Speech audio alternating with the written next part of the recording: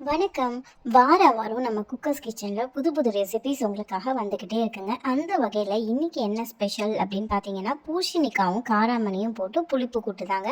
இது ரொம்பவே சூப்பராக இருக்கும், ரொம்ப வித்தியாசமாக இருக்கும். வாங்க எப்படி செய்யுதுன்னு பார்க்கலாம். நான் முந்தின நாள் நைட்டே காராமணியை ஊற வச்சுட்டேன். அப்புறம் பூசணிக்காய் நம்ம தோட்டத்தில் விளைஞ்ச பூசணிக்காங்க இது. அதுக்கப்புறமா கொஞ்சமாக குட்டி நெல்லிக்காய் சைஸ் அளவுக்கு புளி எடுத்து கொஞ்சம் ஊற வச்சுக்கலாம். இப்போ நம்ம நைட்டு ஊற வச்சோம் இல்லையா இந்த காராமணி, அது கூடவே பூசணிக்காய் இந்த மாதிரி குட்டி குட்டியாக கூட கட் பண்ணிக்கலாம். நான் டப்பாவாக கட் பண்ணியிருக்கேன். இந்த மாதிரி ஸ்கொயராக கட் பண்ணிவிட்டு க்யூபாக கட் பண்ணிவிட்டு நம்ம காராமணி பூசணிக்காய் ரெண்டுத்தையுமே மஞ்சத்தூள் போட்டு நல்லா வேக வச்சிடலாங்க. ஒரு 4 விசில் வர அளவுக்கு, 4லேருந்து 5 விசில் வர அளவுக்கு நல்லா வேக வச்சுக்கோங்க. இப்போ நமக்கு இதுக்கு ஒரு மசாலா அரைக்கணும். அதுக்கு 2 ஸ்பூன் அளவுக்கு தனியா. இந்த மசாலா தாங்க இந்த புளிப்பு கூட்டுக்கு நல்ல ஒரு ஃப்ளேவரை கொடுக்கும்.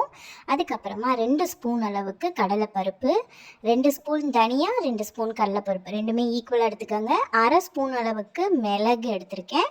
4லேருந்து 5 வரமிளகாய் எடுத்திருக்கேன். இவ்வளோ தாங்க இதுக்கு நம்மளுக்கு. இதை ஒரு கடாயில் அப்படியே வெறும் கடாயிலே வறுத்துக்கணும். எண்ணெய் எதுவும் விடாதீங்க. தனியா, கடலைப்பருப்பு, மிளகு அவ்வளோதான். 4 பொருள் தான். ரொம்பவே சூப்பராக இருக்கும் இந்த ரெசிபி. மறக்காமல் ட்ரை பண்ணி பார்த்துட்டு எப்படி இருக்குன்னு எனக்கு கமெண்ட்டில் ஷேர் பண்ணுங்கள். நிறைய பேர் நம்ம சேனலை சப்ஸ்கிரைப் பண்ணாமல் பார்த்துட்ருக்கீங்க. வாரம் நல்லதாக ஒரு லஞ்ச் மெனு, டின்னர் மெனு எல்லாமே வந்துகிட்டே இருக்குங்க. மறக்காமல் சப்ஸ்கிரைப் பண்ணிவிட்டு பாருங்கள். இங்கே பாருங்கள், இந்த ஸ்டேஜ் வர வரைக்கும் நல்ல வீடே மணமாக இருக்கும். அது வரைக்கும் நல்லா வறுத்துக்கோங்க. இங்கே பார்த்தீங்களா, இதை ஆற வச்சுட்டுங்க. ஆற வச்சுட்டு மிக்சி ஜாரில் பொடிச்சிக்கோங்க. நல்லா பொடிச்சிருங்க. திரியாலாம் இருக்க வேண்டாம். இங்கே பாருங்கள், நல்லா பவுடர் மாதிரி சூப்பராக அரைச்சி எடுத்துக்கோங்க. நமக்கு பூசணிக்காவும் காராமணியும் இந்த மாதிரி வெந்தால் போதும். இப்போ நான் ஒன்று காராமணி எடுத்து காமிக்கிறேன். ரொம்ப வெந்துடக்கூடாது, மசிஞ்சிடக்கூடாது. இங்கே பாருங்கள், ஏன்னா அப்போ தான் நம்ம சாப்பிடும்போது பல்லில் நல்லாயிருக்கும். நறுக்குன்னு இருக்கும் இல்லையா, அது நான் ரொம்ப பிடிக்குங்க. நீங்கள் மறக்காமல் ட்ரை பண்ணி பாருங்கள். அப்புறமா ஒரு கடாயில் எண்ணெய் வச்சுக்கோங்க. எண்ணெய் நல்லா காயட்டும், சூடாகட்டும். தேவையான அளவு கொஞ்சமாக கடுகு போட்டுக்கோங்க. கடுகு நல்லா பொரிஞ்சதும் பெருங்காயம் போட்டுக்கோங்க. பெருங்காயம் நீங்கள் எண்ணெய் சூடானதுக்கப்புறம் போட்டிங்கன்னா அது ஒரு நல்ல ஃப்ளேவர் கொடுக்கும்.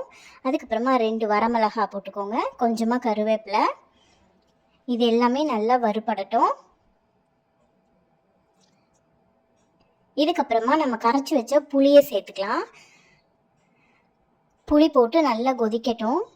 புளி பச்சை வாசனை போட்டும். இதுக்கு பேரே பூசணிக்காய் புளிப்பு கூட்டு தான். ரொம்பவே அட்டகாசமாக இருக்குங்க. இப்போ தேவையான அளவு உப்பு போட்டுக்கோங்க. பூசணிக்காயில் முன்னாடி உப்பு போட வேண்டாம். நல்லா கொதிக்கட்டும். இப்போ காராமணியும் பூசணிக்காயும் வேக வச்சோம் இல்லையா, அதை எடுத்து அந்த புளி தண்ணியில் விட்டுக்கோங்க. இதுவும் நல்லா கொதிக்கட்டும். புளியோட பச்சை வாசனை போகட்டும். அதுக்கப்புறமா நம்ம வறுத்து அரைச்சி வச்சுருக்கோம் இல்லையா, அந்த பொடி எடுத்து இப்போது நம்ம போட்டுடலாம். பொடி போட்டுடலாம் இதுக்கு. இப்போ பாருங்கள், நல்லா கொதிக்கட்டும். இப்போ நம்ம பொடி இப்போ வறுத்தோம் இல்லையா, அந்த வறுத்த பொடியை இதோட போட்டுக்கோங்க. போட்டுட்டு நல்லா கலரி விடுங்க. நிஜமாகவே சொல்கிறேன், பூசணிக்காவே வேணாம் அப்படின்னு சொல்கிறவங்க கூட கேட்டு வாங்கி சாப்பிடுவாங்க. இதை செய்யும் போதே சூப்பராக ஒரு வீடே ஒரு வாசனையாக இருக்கும். புளியோதரை மாதிரியே ஒரு வாசனையாக இருக்கும். இங்கே பாருங்கள், மறக்காமல் செஞ்சு பார்த்துட்டு எப்படி இருந்துச்சு அப்படின்னு சொல்லிட்டு எனக்கு மறக்காமல் கமெண்ட்டில் சொல்லுங்கள். வாரம் புது ரெசிபியோட இன்னொரு வீடியோவில் உங்களெல்லாம் சந்திக்கிறேன். அதுக்குள்ளேயும் மறக்காமல் சப்ஸ்கிரைப் பண்ணிவிட்டு பாருங்கள். சூடான சாப்பாடு போட்டுட்டு இந்த பூசணிக்காய் புளிப்பு கூட்டு வச்சு சாப்பிடுங்க. நன்றி, வணக்கம்.